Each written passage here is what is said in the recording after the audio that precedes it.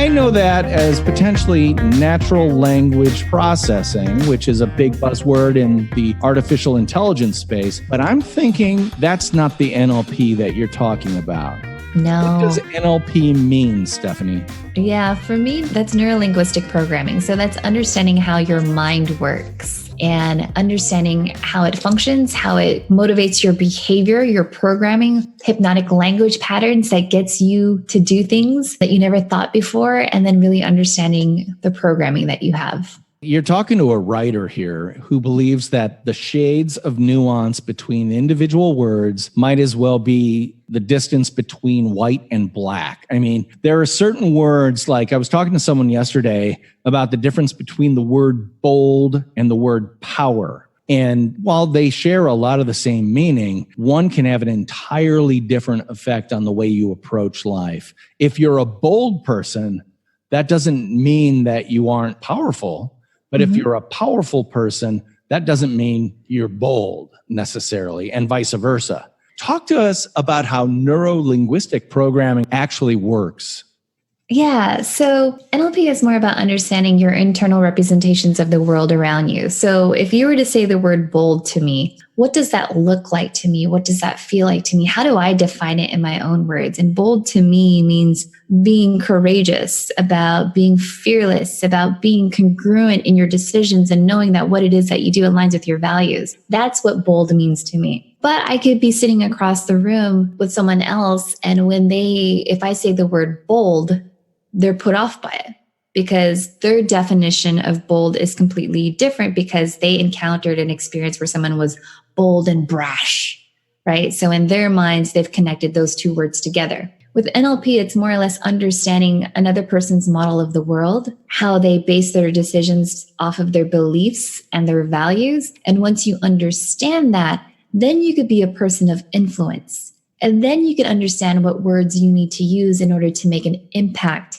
in the direction that you want to go towards. So if I'm understanding you correctly, you are doing what playwrights have done forever, which is I want to write what the character is thinking, but I want the audience to understand it. Therefore, I need to write the words the character says in a way the audience can understand and engage with. It's an audience first technique. Is that true? Yeah, it's one of those things where as human beings, we wake up and we pick up the script because I know what it is to be like Stephanie Liu.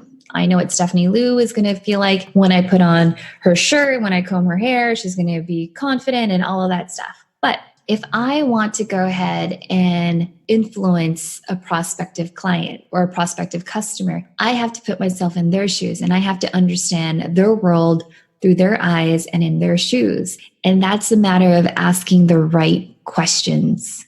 That is key. Smart questions yield the best information, and the best information can yield everything you need to engage with the person, ultimately convert business with that person if that's what you're after, and create the relationships. I like to say that you can be a salesperson who wants the transaction, or you can be the human being that wants the relationship. Yeah. The human being that has the relationship can have an entire lifetime of transactions. But a salesperson trying to go from transaction to relationship, much, much harder to do. Again, based on what you said last week, you're all about that relationship with the knowledge that transactions will likely follow if the relationship is good. Mm-hmm. Yeah, and it's all about developing that rapport. And it's easy for you to develop rapport with another person when you're able to walk in their own shoes and when you're able to understand the language that they're using to communicate what it is that they want. Otherwise, you're just kind of like two ships passing in the night and you're so used to just being you and not really understanding what the other person needs. That is so key. So how do you use NLP in your day-to-day business activity? Well, NLP for sure is very helpful in understanding your client's communication language. It boils down to like the representational system. So have you ever noticed that sometimes when you talk to a client and you're asked, well, when it comes to social media, what specifically do you need help with? And they're like, I need help with like looking at the big picture. I want to lay it all out there and see what our roadmap is for 2020. That's an example of a client that is very visual. They like to see things in pictures. And so if I were to give them any kinesthetic keywords like, I feel like in my gut that this is the right path to take, I'm probably not going to win that client whatsoever, because most visual clients speak very, very fast. And that's because they're moving from one idea to another. And so understanding that communication style, you know how to speak fluently in a way that is going to influence them.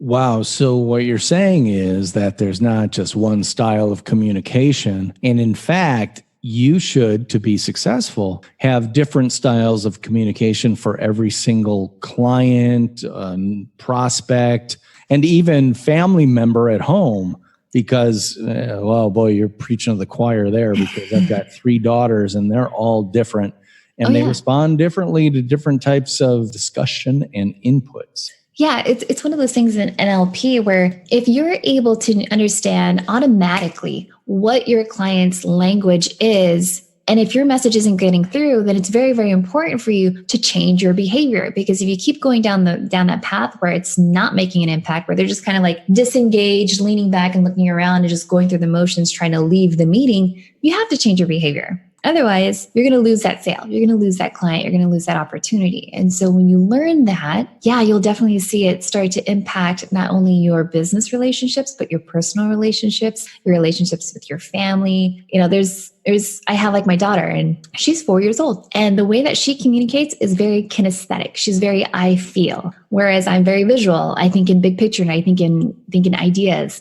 My husband's very auditory digital. He thinks logically and very sequential. Like if my daughter ends up crying, he goes, "What's wrong?" Well, crying in her mind doesn't mean that it's right or wrong. It's something that she feels. So if mommy comes over and mommy says, "Well, why is your heart sad?" Then she feels that. And then she just starts to bubble up. She's like, "Oh, this happened." And then she'll tell me what happened.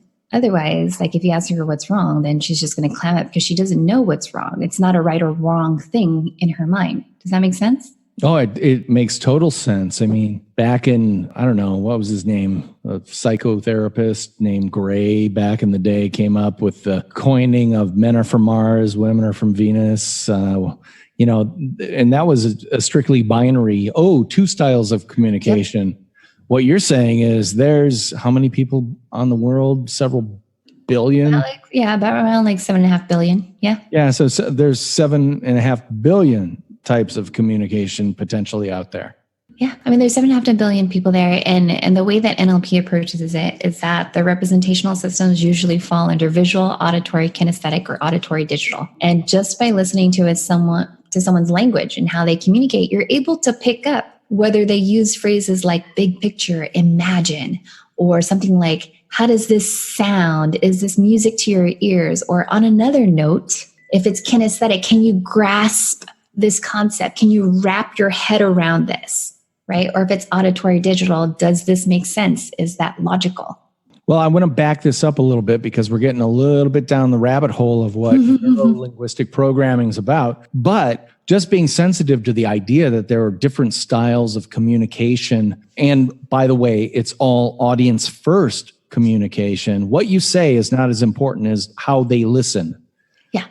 That is so true on social media. And I see a lot of people who are doing the typical, here are the top 10 blankety blank listicle garbage. And, you said in last week's episode that you're a girl who likes to zig when other people are zagging, or zag when other people are zigging. It sounds like you are about as far away from a listicle or top 10 or anything like that as you can get, because you're more interested in communicating with people in the way they need to understand.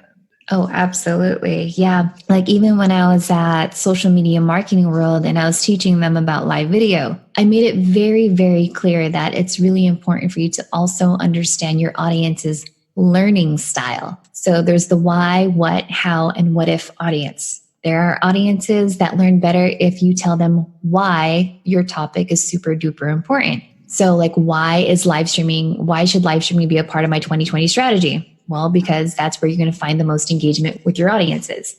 And then you tell them what. The what people are usually the ones that like to know the facts, the figures, the statistics. And if you're missing that in a presentation or in a live show, they're like, well, this could just be all garbage. How do I know that this is actually true? Because you haven't given me the what. Then there's the how audience. The how audience is great. They're the ones that want to say, okay, you taught me something new, but how do I apply this in my business? How do I get started right now? And then the what if audience is usually the people that say, okay, well, if I do this, what happens next? What will happen to my business? If I don't do this, what will happen if I don't do it? And when you address all of that in a presentation, then you capture that whole entire audience. This was actually done by Dr. Bernice McCarthy back in the 1970s. And she was trying to understand how students learn best. And she found that when she took students and she broke them up, like there was the why, what, how, and what if student. But if you tried to go ahead and only have a classroom that only focused on the why or the what or the how and the what if, then it was a boring lecture. People couldn't really retain that information. But if you cover off on all 4 of those parts, which is why it's dubbed the format formula, number 4, MAT, then that's what makes it most compelling. So if you were to ever go to my website, yes, it's very rare that you would find any listicles, but if you actually kind of analyzed any of the paragraphs, you're most likely going to see the why, what, how, and what if formula in there. Well, and I'm not even looking at the paragraphs. I'm just looking at the titles of the episodes. How to broadcast from desktop. Why now is the time to launch your course. What is GDPR and how does it affect my business? So you got a what is or a what and a how in the same thing. So nonfiction branders, I'm pulling out the highlighter just to say, did you hear what you just said? Said that there are at least 4 or 5 styles of posts that you can do. Like, let's say that you don't have time to do a post that covers all those bases. How about do a post that is specifically answering or addressing one of those bases? Like let's just say TikTok. It's still a relatively new social channel. What is TikTok? Yeah. What is TikTok? If you do a post about like that, a certain part of the community, and probably a lot of them, are going to go, oh, I don't know anything about that. Let me read that. Yeah. What is TikTok? What's the difference? Mm-hmm. Yeah. And all of a sudden you've got 4 different, I almost think of them as bases on a baseball field. You know, you've got first base is what? Oh my gosh, that goes back to the Abbott and Costello thing on who's on first, what's on second, I don't know's on third. Well, in this case, what's on first, how's on second, why is on third, and then home base is what if? Yeah. There you go. So all of a sudden, Abbott and Costello, you need to update your act with what, how, why, what if. Boy, if all you did was sit down with a calendar and say, okay, I only have time to post one thing a week on Wednesdays. My first Wednesday of the month is going to be a what post. Yeah. My second post of the month, the next week, is going to be a how post, etc. And just do that. It makes your subjects really easy to do because you aren't trying to answer every question at the same time. You're just picking one.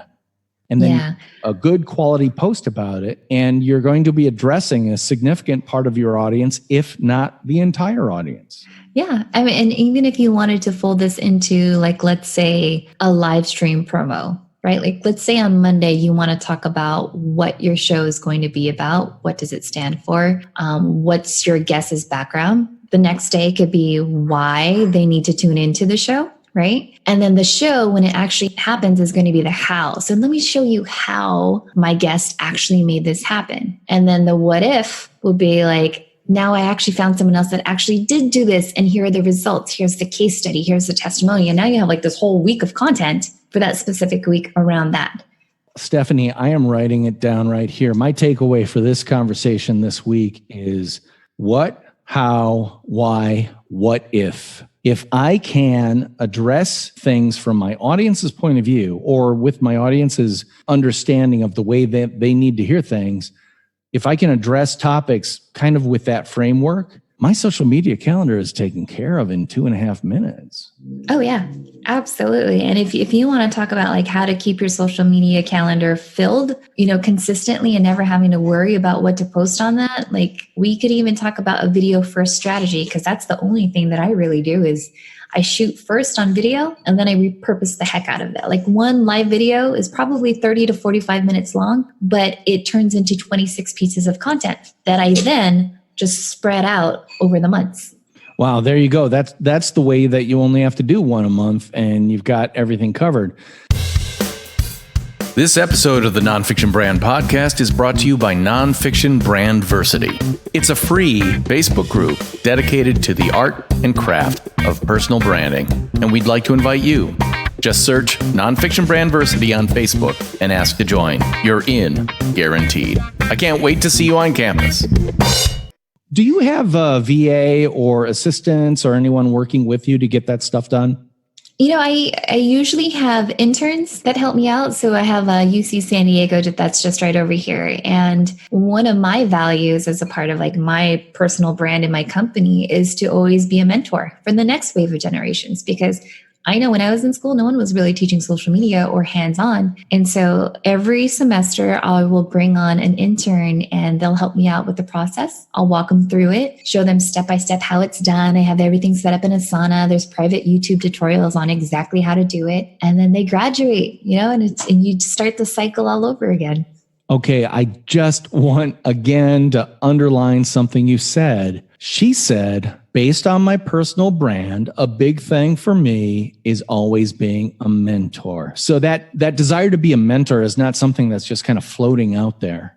It's actually codified into who you are and your personal brand, because a lot of what I talk about and what Nonfiction Brandversity is about is trying to get people to understand the value of actually writing these things down, to actually codifying them into a document that becomes something that you can continually refer to and also share with others. Because again, I'm going to guess, based on the fact that you have everything put together, that your interns are not just flying off doing whatever they want. They're doing it via the Stephanie Liu brand. Oh, yeah. It's their voice has to be your voice. Their style has to be your style. Yeah, and it's always fun to have the interns come on board because they have their own idea of what social media is from their perspective of just being a consumer of it. And when you bring on an intern, you're able, at least I'm able to pull the curtain back and kind of show them, well, this is how the magic is really made. There's actually a process and a system behind it. Because again, having worked in the agency world for the last 15 years, I was the one that was developing the processes, the manuals, the procedures. And to take that and show them, this is how you actually do it. There's a plan against it. This is how you organize your content. This is how you schedule your content. This is how you optimize it and repurpose it. Because if you're not repurposing content, you are wasting content. Then they walk away much more powerful. And so many of them, after they've graduated, they're like, I've been accepted to this new agency. And you're like, congratulations. And it's so good to see that. So good. And it comes out of the fact that you have a defined personal brand named Stephanie Liu that absolutely is the foundation for your company, Lights, Camera, Live. So once again, everybody, I'm talking with Stephanie Liu of lightscameralive.com. And if you don't follow her, I can't recommend her enough, especially if you're interested in using video, and not just video, but live video, engaging the power of live video. From when you started doing live video to where it is now, how has it developed? Oh, it's evolved so much in terms of how the show is produced, how the show is formatted, how it's promoted, repurposed, even the gear. You could see the quality of the show has actually evolved over the years. Like before, I was just using the built-in camera on my 27-inch Mac desktop. And now today, like even just talking to you, I have a Panasonic GH5, which costs probably about like $2,500 just for the camera itself. But now I'm actually able to stream and record in 4K. And the beauty too is for anyone who's into photography at all, of course, we're doing this audio via podcast, but if you had my point of view, we're using Zoom to record this, and I see her smiling face, it well lit, and a little bit of nice soft focus bokeh in the background so that she separates her head from the background. There's a sense of dimensionality. And a lot of these things are very subtle. I mean, I'm a creative director, so I pay attention to this stuff all day long. But a lot of people would still get it. It's like, oh, you look so beautiful. They won't necessarily say, oh, you're probably lit with a ring light, and you've got this camera with a short focal length and a large aperture opening, so you get the best soft, creamy bokeh background. You don't have to know that. All you have to do is say, boy, that's great looking stuff. Because one of the key things about video is if it looks great, it holds people's attention a whole lot longer. Oh, absolutely. And it's one of those things too, where I teach my clients as well as my students. I was like, listen, if you are going on somebody else's show, you have to stand out from the sea of sameness. So yes, you could go ahead and show up with the webcam, but if there's another guest there and you show up with higher quality video and audio that is crisp and clear, they're going to be hanging on to every single word that you say, and you're going to be memorable. And at that point, they're like, okay, cool. This is worth investing in. Well, and all you have to do is look at the difference between national news and local news. You know, the national news, you've got, even if they're in a war zone, everything looks fantastic. Meanwhile, local news, it's a stand-up with not necessarily a bad camera, but maybe not a great camera person. And national news is riveting. Local news is forgettable. Not all the time, but you know what I'm talking about. Yeah. The other thing I like what you said was, if you have guests on your show and show up with a great look, I always have guests on the Nonfiction Brand podcast, and it's amazing to me the number of, I would call them big name people within the social media space who show up with AirPods in their ears and a crap camera, with a window behind them so they're backlit and it's blowing out their camera sensor, and it just looks terrible. I mean, it doesn't take that much time to figure out a decent setup. Mine's a little polluted in the background, but that's because it reflects the state of my mind, which is a mess of guitars and a bunch of other stuff.